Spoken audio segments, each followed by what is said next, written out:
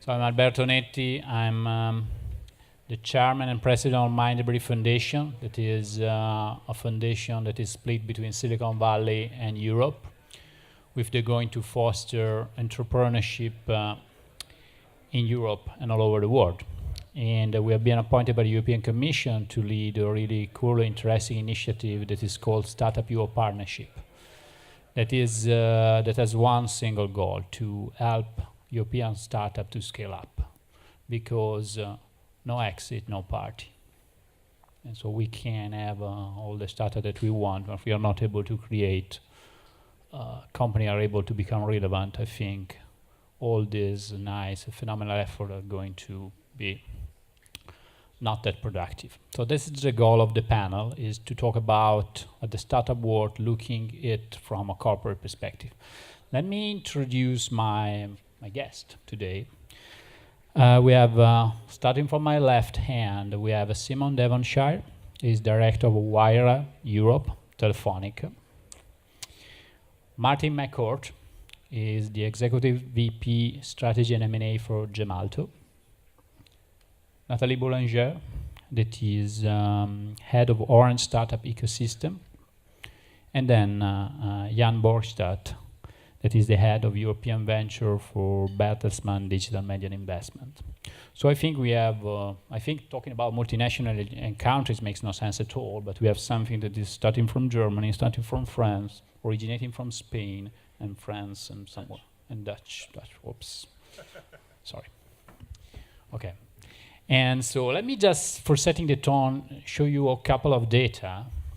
And so first of all, why is it so important to have startups that are able to scale up? This is something that's been published last week by the Wall Street Journal, and is the list of the unicorns, meaning company startups that have reached the $1 billion valuation. Don't look at the names. Uber today is not that popular, at least in Paris. And but look at the colors. Blue is US, red is Europe, and orange is China. So if you look at this color, you see that Europe is not represented in here at all. We have 3 out of 33 companies. And it's not just a problem that we are behind US, we are still behind China now. And so we, as Startup Europe Partnership, are trying to understand a bit more what is happening in Europe, and trying to, because if you want to do something, first of all, you need to understand where you are. And so it's true, only 3 European companies belongs in what is called the Unicorn Club. But the good news is that we have a growing number of startups that are making their way into the Unicorn Club. Let's call it the Unicorn Mini Club, because we have some companies that are raising hundreds of millions and reaching valuation that are not longer small, but they are becoming relevant. Some example, Delivery Hero, iZettle are some new names that are coming out, raised 300, 200, $100 million. And then another really good data point that is we have at least found out 1,000 plus companies in Europe that were able to raise at least $1 million. Raising $1 million doesn't mean anything, doesn't mean that you are going to become successful, but is a certain starting point, meaning that you have breached the glass ceiling of the seed level and you are entering the real game. Just a few of them will succeed, but we have at least a good playground to play with. And so this is just some data that you can take a look. We are publishing them. And as Startup Europe Partnership, that is European Commission initiative, what we are trying to do, we have one goal: to help European startups to scale up. Doing what? Putting them in contact with large recipients, and large recipients are large corporates. So we are proving that they are good at starting up things. We are players in Europe that are good to scale up things, and are the large corporates. If we are able to put these 2 words together, probably we are able to help some of these startups to make a dent and become relevant. And so we are creating a sort of matching platform when all the large corporates from over Europe, not just from Europe, that are interested in looking at interesting, innovative startups can enter, join this membership, and we will feed them with some interesting startups from all over Europe. And the goal for them is to find interesting startup with the goal to making procurement decision, so providing them revenue, to make investments and to make acquisition. Procurement, investment, acquisition, really concrete things. So this is the goal of this matching platform, and this is the goal of Startup Europe Partnership. As part of this partnership, as you see, the founding partners are Orange, Telefonica, BBVA, Telecom Italia just joined us. Other large corporates are in the list to enter in the partnership. And we are leveraging our relationship with all the venture capital funds, accelerator, the most important all over Europe. We're working with AngelList, Endeavor, United Ventures, Connect Ventures, and a lot of them, just to create a real European initiative. Because what is missing, that any of these guys that you see around the table today are really relevant in their own countries, are doing some relevant things. The problem is that from the startup perspective, they are all fragmented initiatives. And so we are trying to create a joint platform to create something that could have a really European impact. Before we were discussing about why the European startups are going to be purchased by US companies. The problem is that we don't have a large internal market. We are too small, too fragmented. And so we need to create something that is really European, and maybe Startup Europe Partnership could be that thing. Okay, that's just to setting up the tone. And now I'd like to spend some time with my guest, starting from Simon, that is a hard stop at 4:15, so in 5 minutes, but I take them. So Simon, Telefonica, what are you doing with startups? Thank you.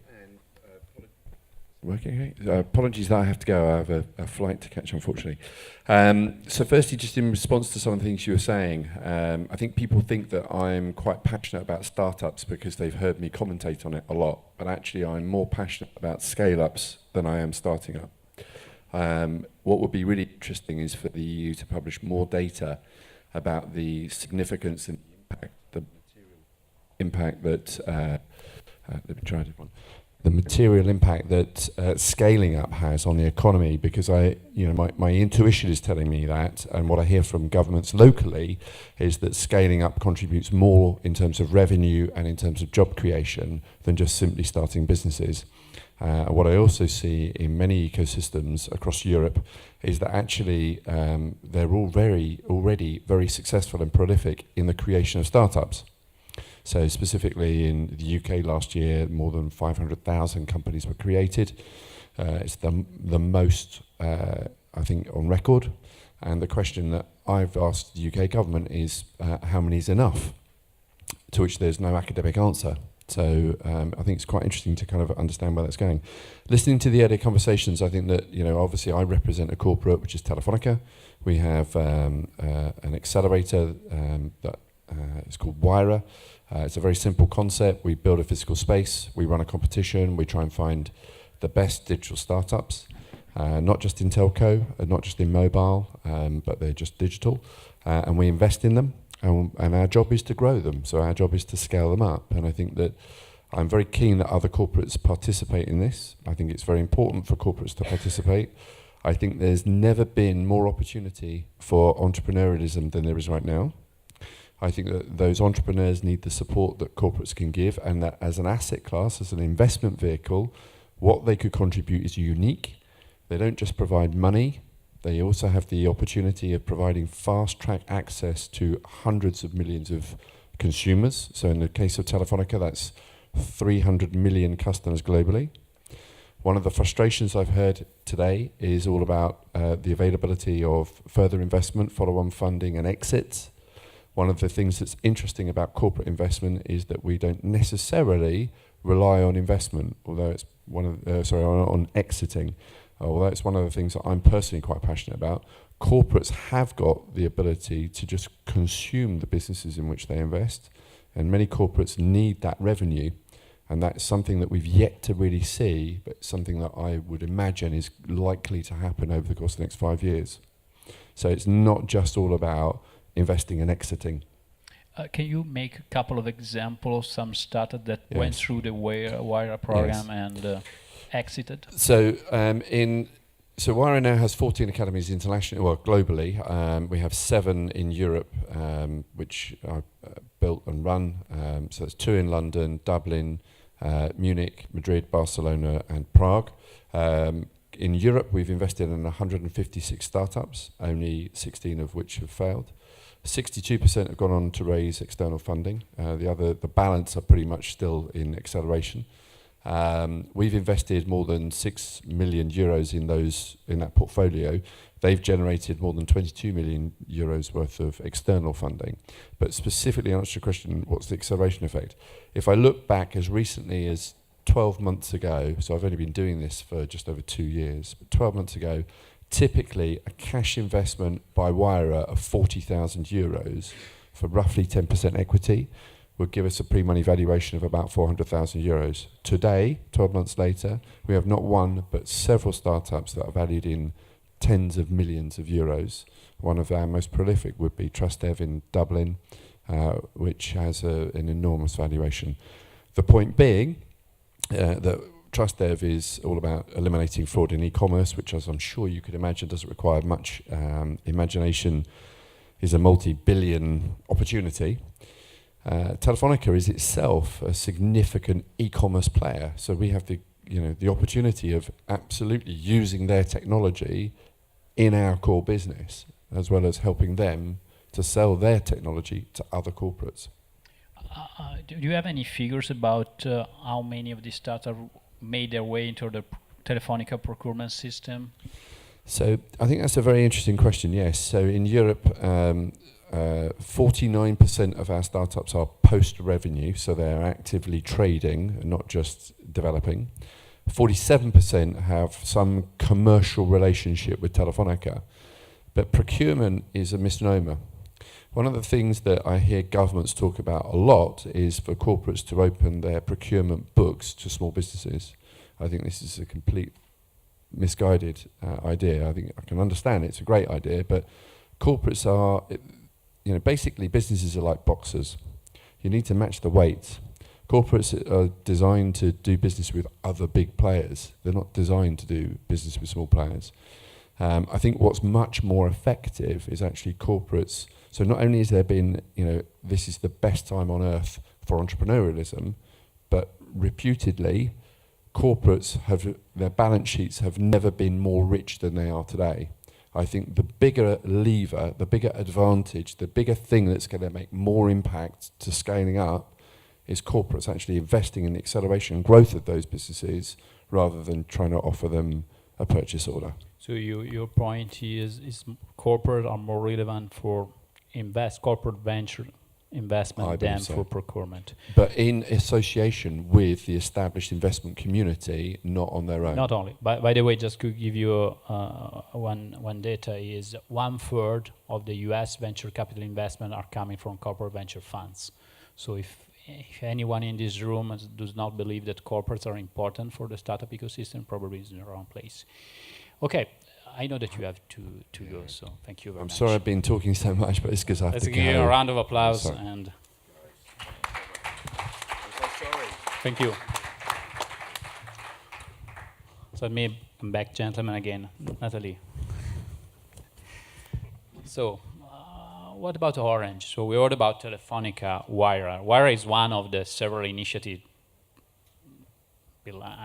behind the Telefonica brand, so there are plenty of them. What about Orange? Can you give you a snapshot of how Orange works with the startup ecosystem? Yeah. So, within Orange, open innovation is part of our DNA, and we launched 2 major initiatives to work with startups. The first one is our corporate fund, Orange Publicis Venture. We launched it 2 years ago. It's a 300 million euros fund. And because of course startups need money, but startups also and maybe first need customers and revenue. And I fully agree with what was said just before. And that's why we decided 1 year ago to launch our acceleration program, which is a worldwide acceleration program. We launched it first in the Silicon Valley in San Francisco. and we did quite well. So we decided to deploy it internationally in France, of course, in Poland, in Japan. And we will also launch it during the second semester in Israel, in Korea, Taiwan, and in Ivory Coast, because we are a telco operating in Europe, Middle East, and Africa, and so in Ivory Coast. And so the idea is it's dedicated to a startup which already have a product or service developed, or at least a very advanced beta, and we help them scale up and to reach the market and to go international. Which is the average investment you make together with just entering the acceleration program? So the idea, it's not really focused on investment, because for investment we have the IRIS, the Orange Publicis Fund. So we offer, it's a 3-month acceleration program, so it's very short. It's really to make it happen and to help the startups to reach the market during this 3-month acceleration program. So we offer them co-working space. We offer them in France and in San Francisco convertible notes. So $20,000 in San Francisco, 15,000 euros in France, but and mentoring, of course, with the experts of the local ecosystem, and also with the experts of the Orange Group, marketing, design, technical expertise. But I think that what's the most important is really to build the link with our internal business units to, at the end of this 3 months acceleration program, really help them to have customers with a partnership with Orange or with a big corporate partner of Orange. Because the digital revolution is now impacting every domains, and not only the telecommunication domain. And it really makes sense to accelerate those startups with business units from Orange, but also with other big corporates in the e-health sector, for example, or connected object, or I don't know. And so I think that's also why we decided to be partner of the Startup European Partnership, because it's really the idea to help startups scale up, and scale up working together with other telcos, of course, to help them become European leaders, but also with other corporates working in different fields. And I think that's the idea of the Startup European Partnership, and that's why we are very proud to be the founder partners of this program. Hope to be able to cope with your expectation. I'm pretty sure we will. So sure we will, Alberto.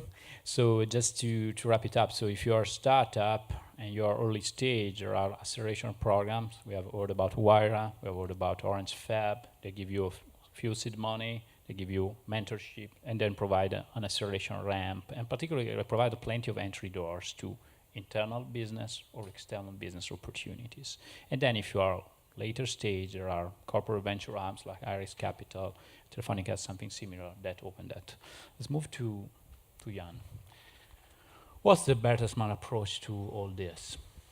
So I think we've learned a lot. Actually, Bertelsmann has, we're now investing the 8th fund. There's been activities that have been closed down and then started again, etc. So Bertelsmann has a long history of venture capital, but it has also a long history of different approaches, right? And I agree with everything that has been said, and I like your charts. Obviously, I'm a great fan of corporates investing in startups, but I also learned some things that I think I would do different. in the future. So what I observe is that a lot of people start their accelerator program, right, or a co-working space. Everybody feels that that is a good PR coup, right? I'm always asking myself, so how many of these accelerators, will still be around in 2 or 3 years? Because WYRA, they invested 6 million euros. What is the goal, been set? How long term is that view, and how long will it take for them to recover that money? Like from a short-term perspective, this might be seen as something, and it's probably true for others. If we were setting up an accelerator, it would also be having a positive effect, we believe, right? But the thing is, how long-term will these places be around? So I'm kind of more a fan of the platform view that you presented in the beginning, because I believe if more people contribute to a platform, right, then the platform itself has a dedicated management, right, which is a bit independent of the different players. So players come and go, but the platform stays, right? So I kind of like that more. So why don't corporates invest in accelerators, for example? They just invest in it. Why do they all start their own? That's my question. And the same is with corporate venture funds, right? There are a lot of venture funds around that desperately need to raise their next fund. Why do corporates decide to rather set up their own team and not invest in those funds and have all the learnings with a fresh team? So that is my question to corporates, right? And this is how I would advise any corporates to think twice whether they really want to have their own accelerator, their own working space, their own corporate venture fund. Why don't they look for a partner like Orange did with Publicis? I think that's a good example. Or I also heard that Lagardère invested 20 million euros in IdeWest. So I think that's also a phenomenal idea, right? They could have also started their own fund, but they chose to invest in a professional managed GPLP structure. That's my view. This is a pretty good point. One of the pieces of Startup Bio partnership, we are creating a platform. Again, we are a startup too, because one of the pieces that will be really important, and one of the things that we see our corporate members are appreciating the most, is beyond the fact that we can help them to scout and avoid to duplicate scouting and filtering effort, and particularly we are able to penetrate different geographies they probably are not sitting into, is the sharing piece. Because all of them have done something, all of them are planning to do something, all of them will do something. And so putting them together, and putting that together in not just the same industries, but in a sort of multi-industry perspective, help them to see what they are doing, what the other competitors or non-competitors are doing, what they've learned, what went well, what it did not went that well. And so all this sharing of initiative, best practice, also supported by the university that are backing up this initiative. We have Cambridge, Instituto d'Impresa, Humboldt University. So we are trying to create a common knowledge that brings to have potentially a common platform, where probably some of them will still run their own initiative, but we're also able to have standard terms. Because one of the things that started going crazy is that if you apply to WYRA, you have to fill it up certain terms. Then if you go to Orange Fem, another terms, you go to Bertelsmann, different terms, and different door, different cultures. So if we are able also just to, I'm not saying to have one single entry door, but to have a sort of standardization of initiative, I think is a gigantic step forward. Yeah, I agree. I mean, obviously there is always conflict by direct competitors, right? I understand that those might be a little bit more selective on whether they want to be on the same platform. I understand that. But another argument that often corporates misunderstand is they think that if they had their own accelerator or their own corporate venture fund, that they had somewhat of an exclusive position in that startup, right? Because they kind of started it, or they gave the room and the first money, or they made the 1 million, 2 million, 3 million investment. What I always have to tell them is there's usually always somebody who invested before you, and we heard about the angels. There's hopefully somebody that invests after you, and then there's hopefully an entrepreneur who has his own will or her own will. So you'll always be part of somewhat of a syndicate, right? So it doesn't really matter if it's 3 or 4 people, because you will never have, this is not your company, right? You made an investment and you're eligible to a nice return, but it's not like you really have your hands on that company, right? If you had that set up, the whole thing doesn't make any sense. So I really encourage, to find partners and maybe join a platform like yours, or find a corporate venture startup as yours. Would have been great if there was a German company, also a Spanish company, investing in your group, right? You are the next. I forgot to mention you. Okay. Martin, since you are the next after him, so what's your view about all these things, and what is Gemalto approach? And again, a couple of success story, because people at the end want to hear about examples. So the approach is fine, but tell me a couple of. So Gemalto is about 2.5 billion euros of revenues. We operate in most countries. We're best known for SIM cards, banking cards, passports and the like, but we do a lot of software platforms. We do half a dozen deals a year. We've already bought 3 companies this year. We have a corporate venture fund that dates from 2000, an evergreen fund. So we also do a little bit of corporate venture, but it's hard to get the conditions right. What I contribute to the discussion is really 2 things. So, why would a company come to someone like us? Well, basically, it's our market access. So we supply basically all the mobile phone companies, 3,000 banks, most governments, most Fortune 500s. So whether a company comes to us because they want a partner, a startup that's looking for like a big brother to help them on market access, they're looking for corporate venture money, or to be acquired, the reason is really market access and our know-how and security. But the kind of the little warning I would give startups is, in the end, my job is not to buy startups, and it's not to make entrepreneurs rich. My job is to help Gemalto grow. And when you go out to a customer and you want to sell your product, the first thing you do is you try and understand his needs. And far too many startups, when they kind of come to market for their exit, they start to treat the buyers as a commodity, and the bankers in the middle don't help. So they're kind of all the same. So I think if you're really serious about your exit, you should spend a bit of time thinking about who are the best target companies, what are their needs, and cultivate them as potential targets. Because if you really want to maximize your value, then you want to make sure you're finding the best buyer. And a compressed sale process doesn't always do that for you. So I wanted some examples. So some practical examples. So earlier this year, we bought a company called Swiss Mobility Systems, which is actually based in Alicante in Spain. 50 people, a software platform company, measures quality of service on telecom networks.